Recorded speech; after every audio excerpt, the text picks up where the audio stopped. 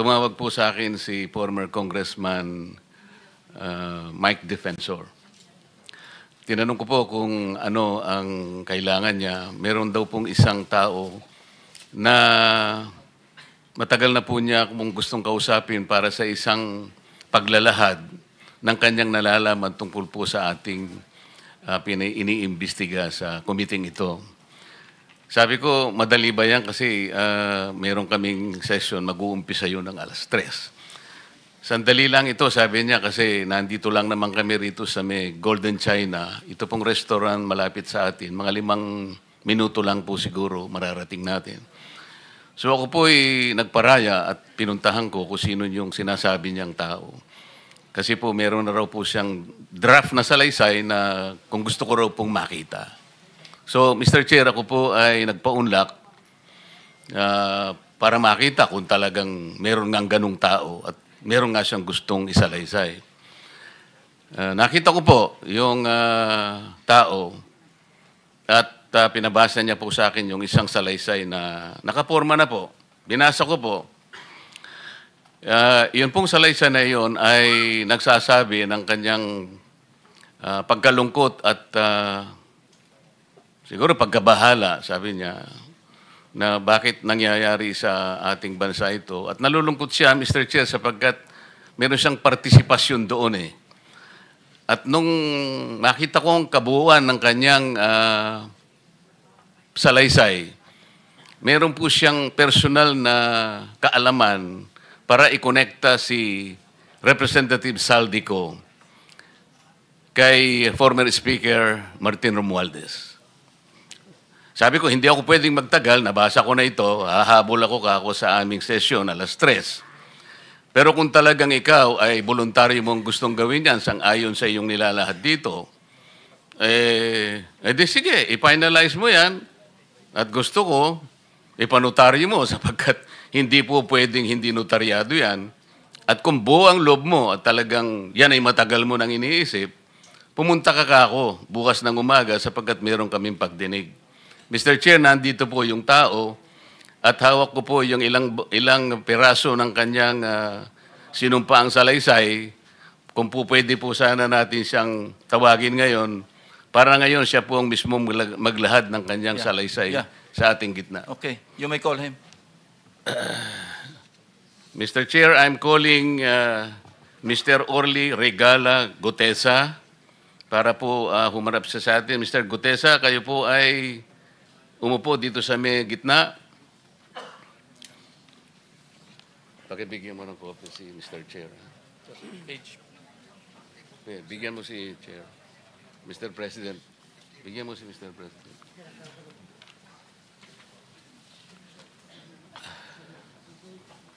Manatili ka muna nakatayo kasi nunumpa ka.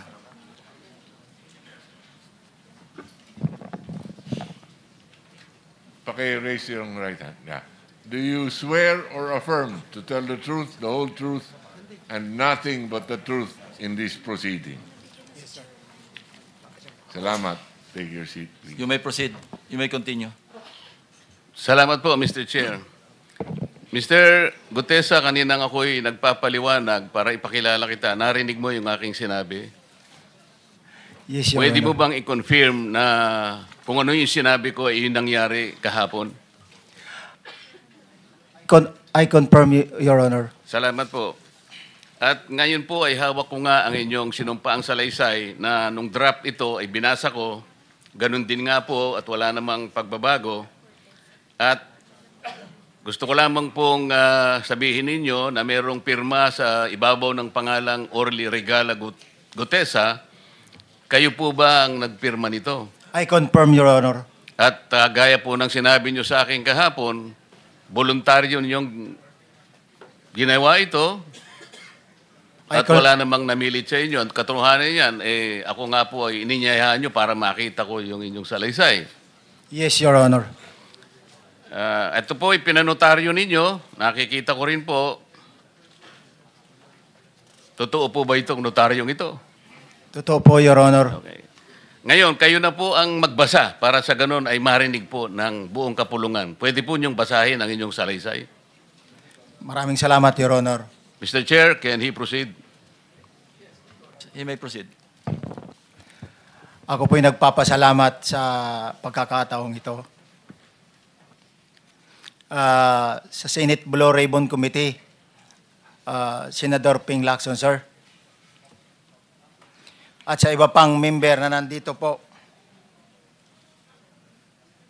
Ako po si Orly Gutisa, may asawa, nasa tamang edad, Pilipino. Makatapos makapanumpa na ngayon sa umiiral na batas ay nagsasaad at naglalahad ng gaya ng mga sumusunod. Ako po ay lumabas upang magsalita sa isyu na ito. Bilang isang dating sundalo, inaalay ko ang aking buhay para sa ating bansa. Sa pagkakataong ito, nagdesisyon akong magsalita at maglabas dahil ayokong maging masama ang kinabukasan ng aking mga anak, apo ko sa darating na panahon. Ayoko pong naririnig ko at napapanood ko sa pagdinig ng Blue Ribbon Committee at ngayon ko po napagdugtong-dugtong yung naging partisipasyon ko po sa anomalya at korupsyon na ginawa at lumalabas sa hearing na ito. Yung palang pera na binubuhat namin at dinideliver mula sa masamang gawain na nagdulot ng baha na ikinamatay ng tao at imbes na gamitin ang pera sa edukasyon, medikal at programa na mapunta lamang pala sa bulsa ng mga politiko. Mabigat po sa akin magsalita dahil may pamilya ko. 4 ang anak ko, nag-aaral pa. May asawa ako at nangangalaga sa aking mga anak at marami akong kasama sa operasyon na may kinalaman sa ibabahagi ko sa inyo. Nagtatrabaho lang po kami ng mga kasama kong sundalo sa Philippine Marines. Huwag sana isipin na aking mga kasama na nagtatraidor ako. Ako sa aming trabaho at pinagsamahan dahil pare-parehas kaming may pamilya at gusto lang naman naming ayusin ang kinabukasan ng bawat isa. Wala akong iniisip na kapahamakan para sa kanila, bagkus ang gusto ko lang maiayos ang kinabukasan ng bayan at lahat kami. Noong December 5, 2004, na-hire ako bilang security consultant sa Ako Bicol Party List or AKB kay Congressman Saldico. At nasimula ng duty ko kay Congressman Saldico. Bawat umaga, nagre-report ako sa BGC sa Horizon, sa Bonifacio Global City, kung saan nakatira si Kong Saldico. Tuwing may duty at detailed ako sa basura, it means itong basura, ito yung box ng pera na pinag-uusapan natin sa kasalukuyan. Mr. Gutesa, mag-stick ka lang sa binabasa mo. Huwag ka nang nag-a-adlib. Kung ano yung nandito, basahin mo lang. Yes, Your Honor.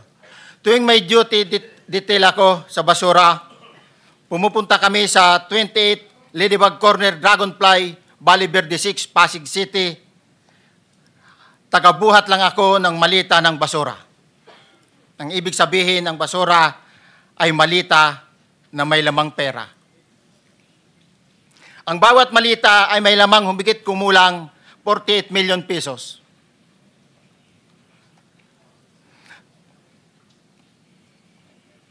Ang bawat malita ay may post-it na nakadikit na nakasaad kung magkano ang laman ng bawat malita.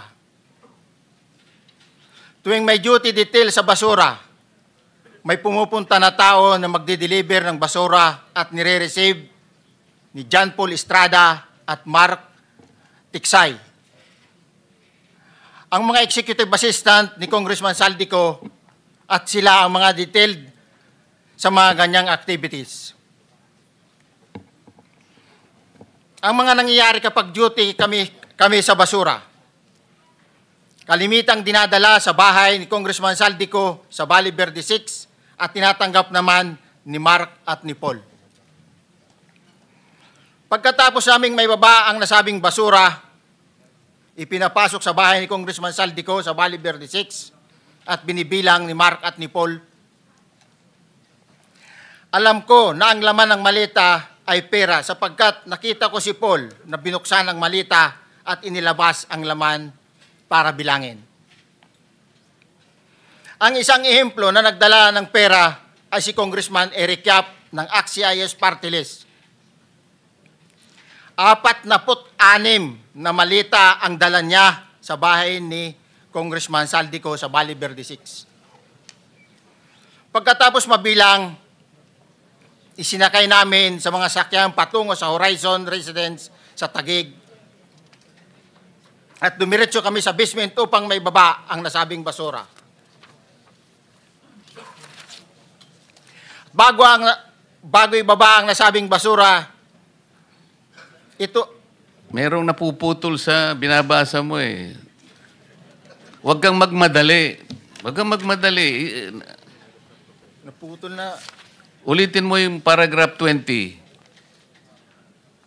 wala na akong, hindi ko makita na putol na siya.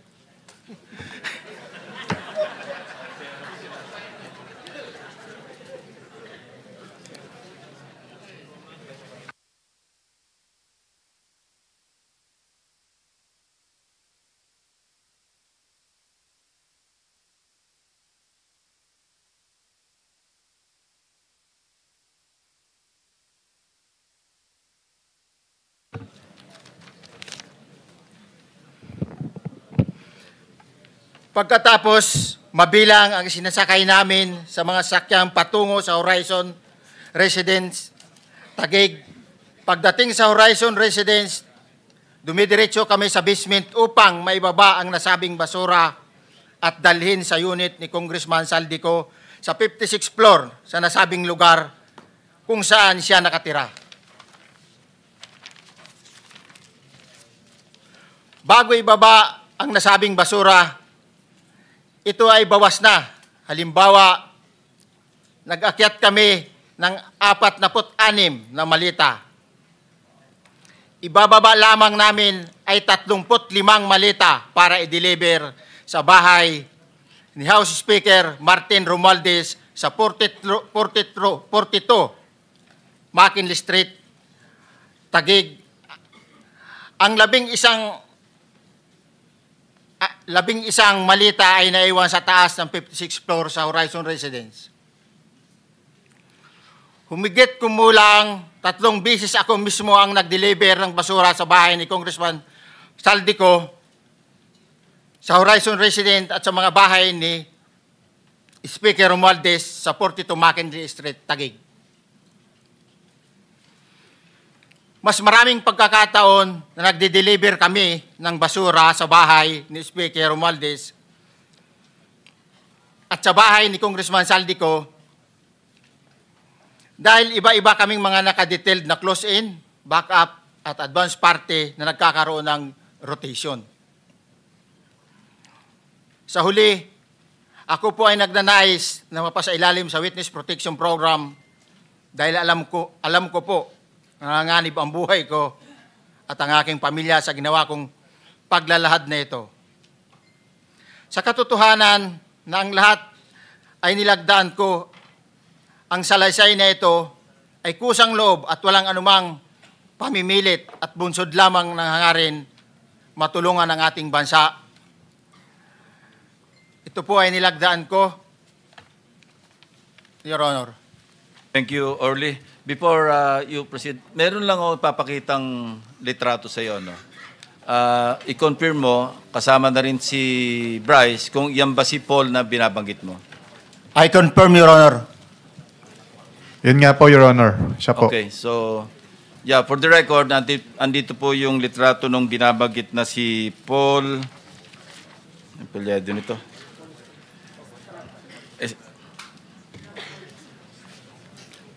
John Paul Estrada, hindi ba? Yes, Your Honor. Oh, sige. Thank you very much. You may continue, Senator Marcoleta. Thank you, Mr. Chair. Mr. Gutesa, dito sa iyong paglalahad ay gumawa ka ng isang paghalimbawa. Inihalimbawa mo si Congressman Eric Yap, ngunit isang tagpo lang yun eh. Ikaw ay na-hire ni Representative Saldico, sabi mo rito, ay December 5, 2024 pa. Yes, Your Honor. Sa pagkakaalam mo, mga ilang beses kayong gumagawa ng bagay na ito. Ibig sabihin, yung pagdi-deliver ng pera, sa natatandaan mo, gaano kadalas ang pagdi-deliver? Kasi ang ginawa mo kanina ay isang example lang. Pwede mo bang ipaliwanag? Your Honor, minsan kasi pag-duty kami, ang actual ko na delivers talaga sa bahay ni Congressman Romualdez is 3. Tapos pag may duty kami, nagkakaroon ng detailed. Minsan namumonitor ko doon sa group chat namin, may basura tayo deliver. Minsan namumonitor ko siya is 3 times a week ang delivery doon sa Forbes, sa bahay ni Kung Romualdez. Yung pera minsan nanggagaling lang doon sa horizon sa taas, ibinababa. Tapos may detail lang na tao, namumonitor ko naman sa GC namin. Kaya nalalaman ko yung movement ng tropa, kung ano yung sinasabing basura ng delivery. Your So Honor. yung delivery o yung movement ng tropa nagaganap average 3 times a week. 3 times a week, Your Honor. Nagsimula noong December 2024. Yes, Your Honor. Hanggang ngayon ba ay naglilingkod ka pa kay Representative Saldico? Sa kasalukuyan po ay nag-resign po ako noong August 5, itong taon po na ito. So, maliwanag ba ang ibig mong sabihin para sa kapulungan ito ay nag-a-average ng 3 beses sa loob ng isang linggo ang pagdi-deliver ng pera kay Representative Saldico at tuloy-tuloy naman doon sa bahay ni former Speaker Martin Romualdez sa ganong rate, ganong beses, 3 beses sa loob ng isang linggo. Yes, Your Honor. Magmula December 2024 hanggang ikaw ay mag-resign noong August 2025, this year. Yes, Your Honor. Mr. Chair, Senator Marcolita, short Yes. interjection. With the permission of Senator Marcoleta. Thank you, may proceed. Mr. Chair. May maibigay ka ba na pangalan? Kasi ang sinasabi mo lang ngayon, as far as you're concerned, during ikaw ay nagdo-duty, nagro-rotation basis yung duty. So pag wala ka, absent ka, iba ang nagdo-duty, iba rin ang nagtatanggap sa pera at nagdi-deliver. Am I correct?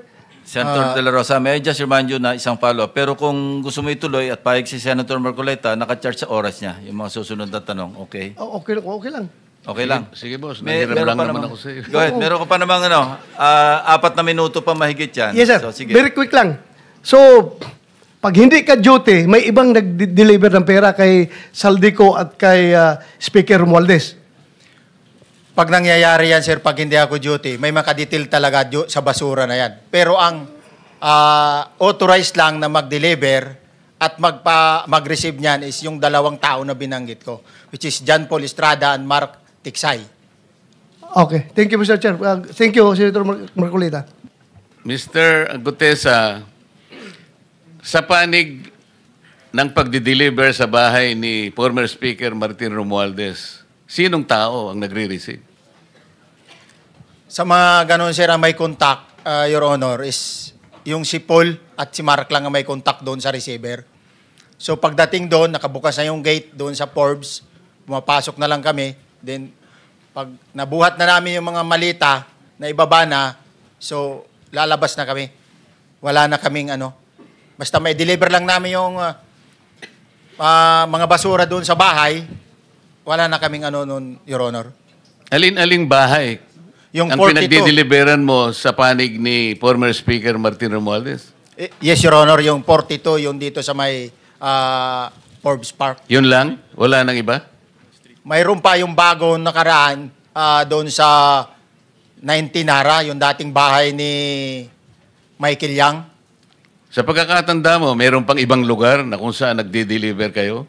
sa Aguado, sa diyan sa Malacanang. Aguado? Excuse me, Senator Marcoleta. Sino Michael Yang? Yung dating sa Pugo yata yon. Sa? Yung dating sa Pugo. Yung Michael Yang. dating bahay ni Michael Yang.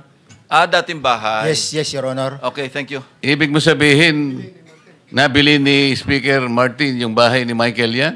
Allegedly, Your Honor. Pero paano mo alam na bahay ni Speaker yon?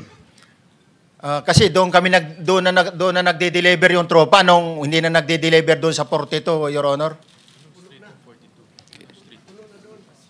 Ngayon, sinasabi mo meron kayong chat. Nagagamit mo yung chat para ma-monitor mo yung rate ng delivery at kung sino-sino yung nagdi-deliver? During the time nung nandoon pa ako, Your Honor. Mr. Chair, salamat po at baka meron pa pong Thank you. gustong itanong ating May mga kasama. papakita pa ako isang litrato pa, no? Identify mo lang siya. Sino yan? Mark Tiksahi, Your Honor. Meron pa ba nakakakilala sa kanya bukod sa'yo? Dito? Wala. Nabanggit kasi ni Engineer Alcantara rin dito eh. Sa salaysay mo noong September 23, sinasabi mo, hindi ko po siya na-meet during pagdadala. Ang tao niya po ay may alias lang na Paul at Mark. Na-meet mo ito si Mark, Engineer? Sa Valle Verde po, once lang po. So, kinukonfirm na si Mark Texa ito? Mark po and Paul, karaniwan po ng Okay, thank you. Thank you, Senator Marcoleta.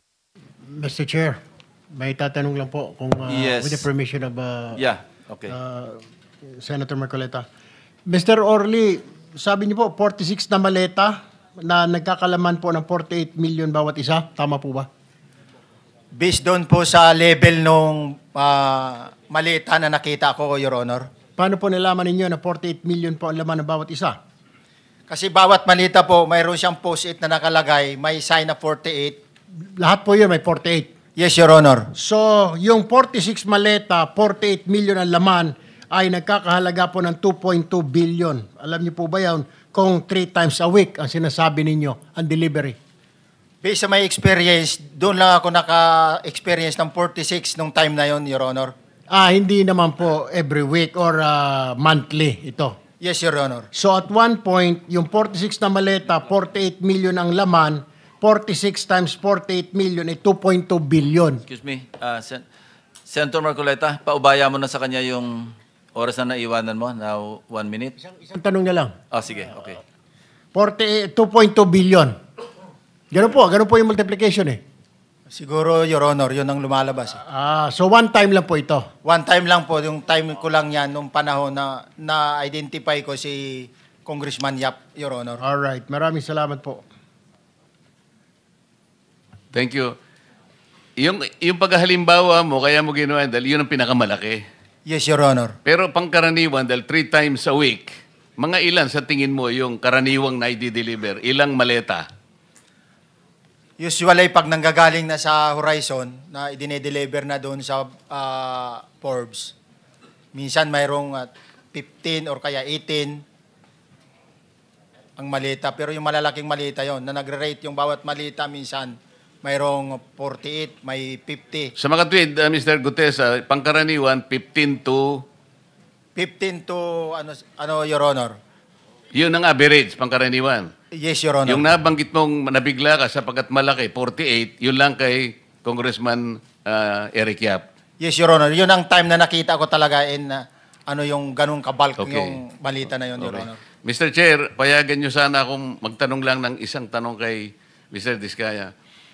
Mr. Diskaya, naalala mo, nagkaroon ka ng supplemental affidavit na binasa mo dito. Medyo mahaba pa nga di ba?